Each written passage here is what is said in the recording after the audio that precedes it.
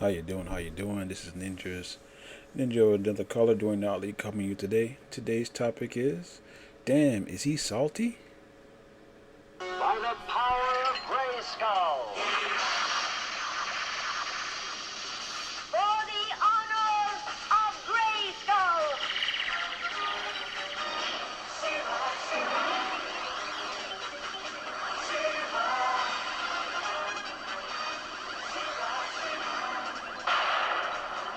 I am She-Ra.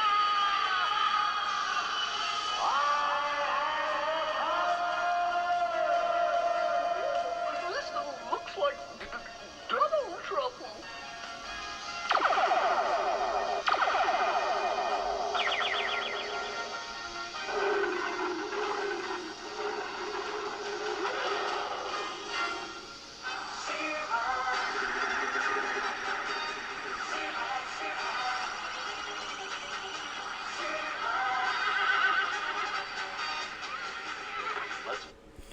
How you guys doing today?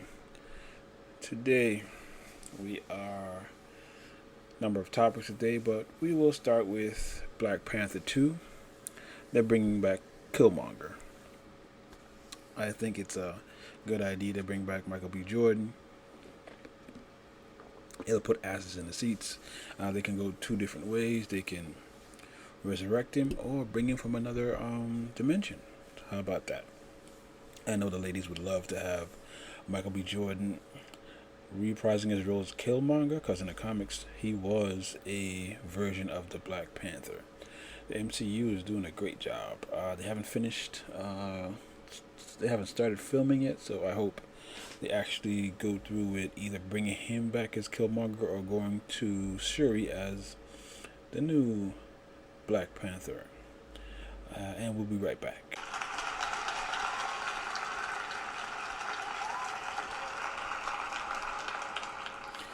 Yes, ladies and gentlemen, we're back from commercial break. Remember, you can put your ads on that read so we can go ahead and support your product, rate, review, subscribe to our podcast. Right now, we're going to talk about the Bad Batch. Yesterday was May the 4th. May the 4th be with you. Bad Batch came on, and I think it's a great story. We got Order 66, got Kanan Jarrus, we got Omega, Tech, Hunter. This is, if most of you don't know, this is the time where they were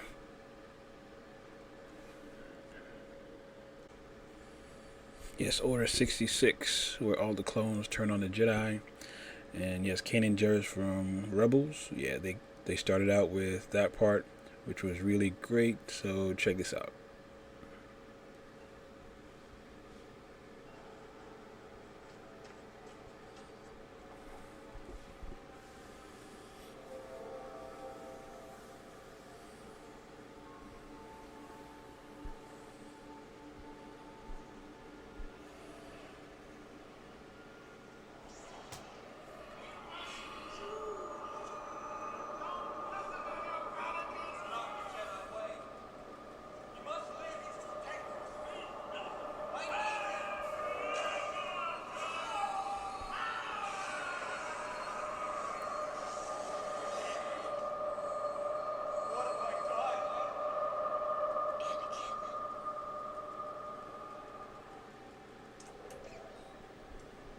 Execute Order 66.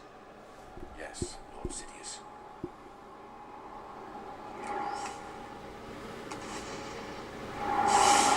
Rex, it's Anakin.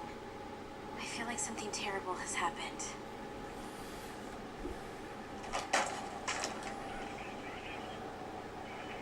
Rex? No. I'll do it.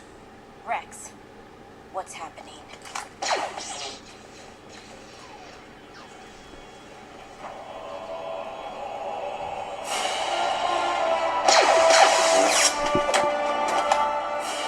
Master. Stay back. Find him. Find him. Flash. Find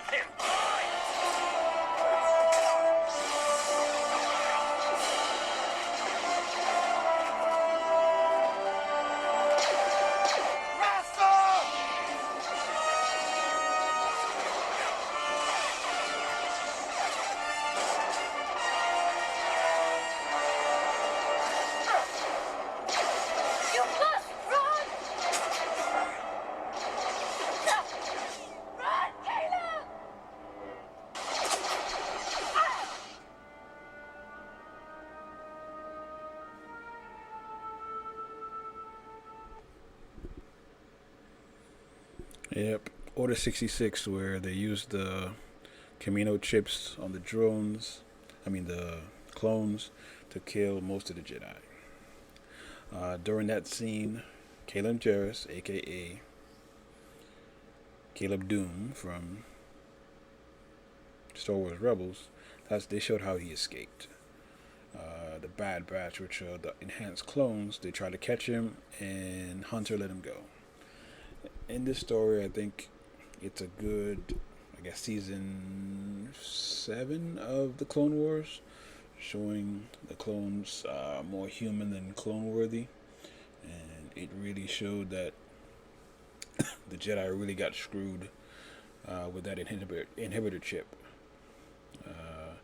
I really liked the episodes. I like the new characters. You see Saw Gerrera. You see the tension between Crosshair and Hunter. Hunter was kind of crazy. You gotta love it. I guess this is once a week until the Loki starts. So Disney has done it again. Yep. Give them a round of applause for another great series.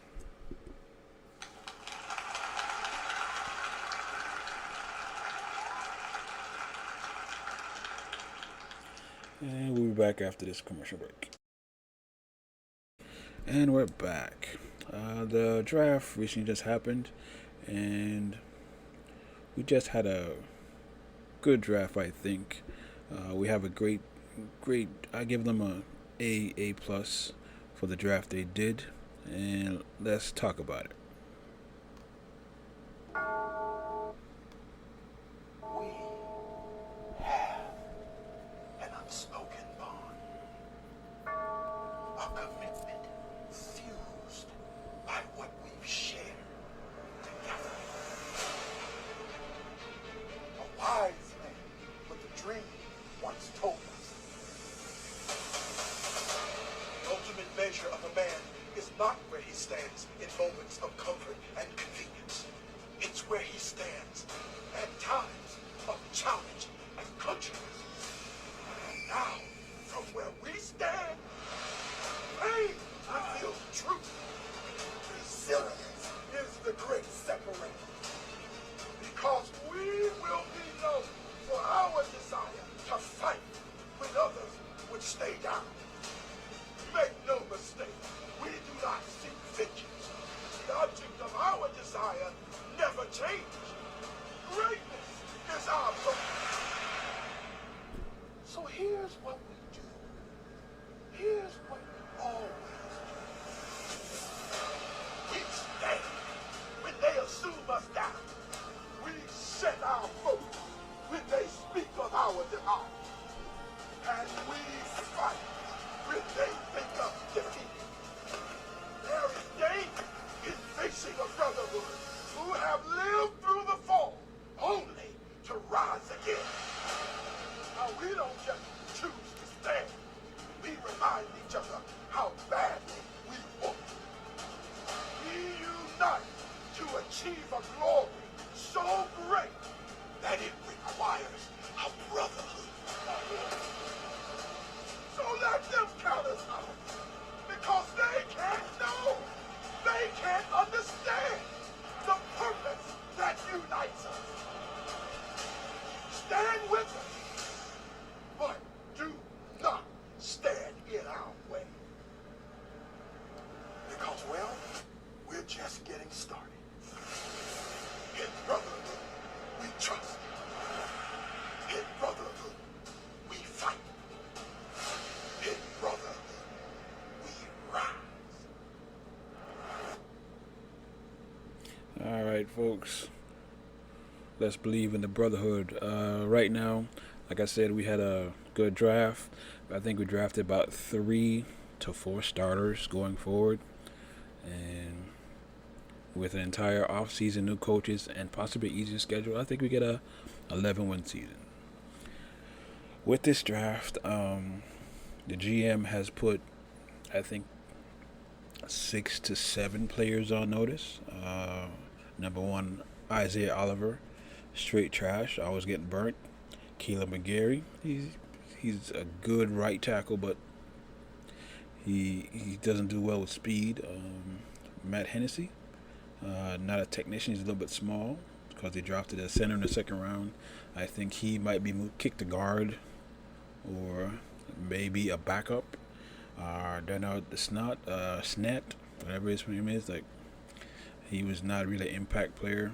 Kendall Sheffield, ugh, he has flashes, but I think he's a third corner, not a starting corner on the right.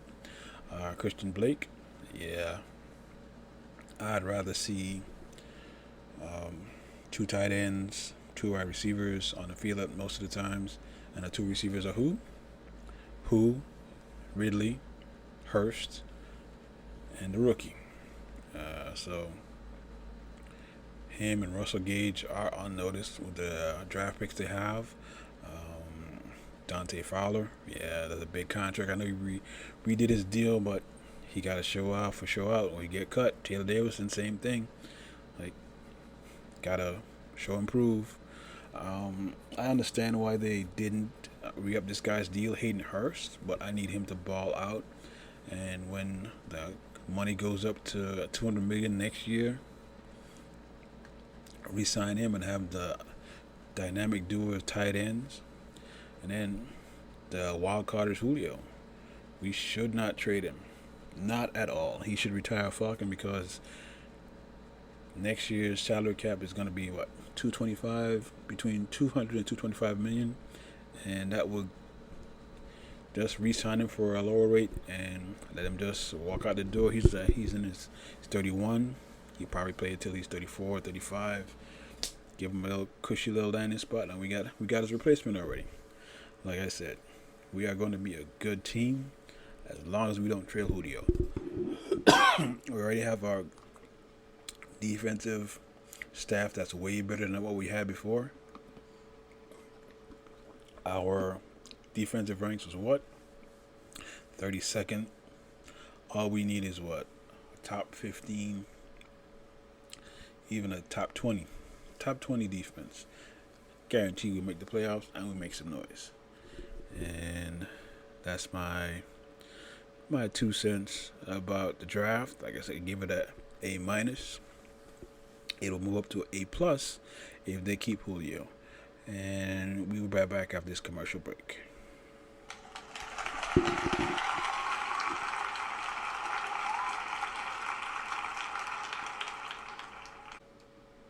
And we're back.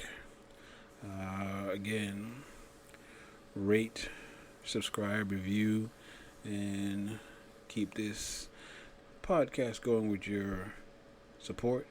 We greatly appreciate it. And our main story tonight is Robert Griffin III. If you haven't heard, he threw shade, a lot of shade. So let me just play this clip. I can tell you right now, number 8 in Minnesota is probably not real happy right now because Kellen Mond represents exactly what he doesn't do well, right? Kellen Mond's the big physical quarterback. He can run it, throw it all over the field. And I don't think that that's something that number 8 is able to do. But I would tell you this, with great determination and great coaching, I think this is a guy that could be a real riser over the course of his career. And as you see, Cousins has been collecting checks there in Minnesota for a long time, taking them to 8-8, 9-7 seasons. If he has a bad start to the year like he did last year, I could see the fans and maybe the organization leaning towards Mond if he comes in and impresses. Hard to be explosive when you're speaking in front of a giant. Alright, there you go. That's Kellen. That's RG3 throwing shade at Cousins because they drafted a quarterback. So I just need to say this.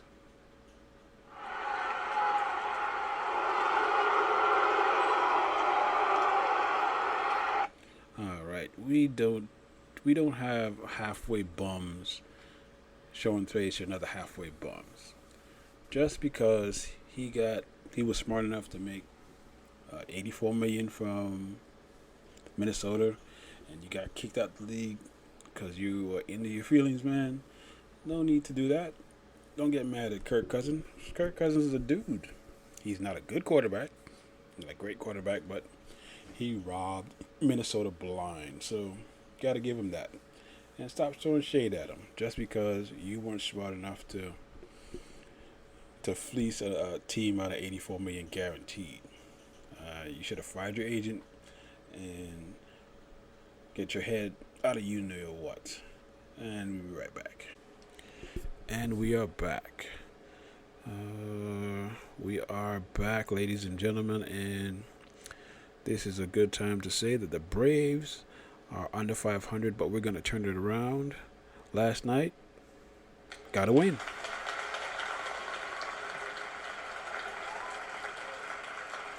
Yes, even though it was over the Loaded Nationals, it was a win.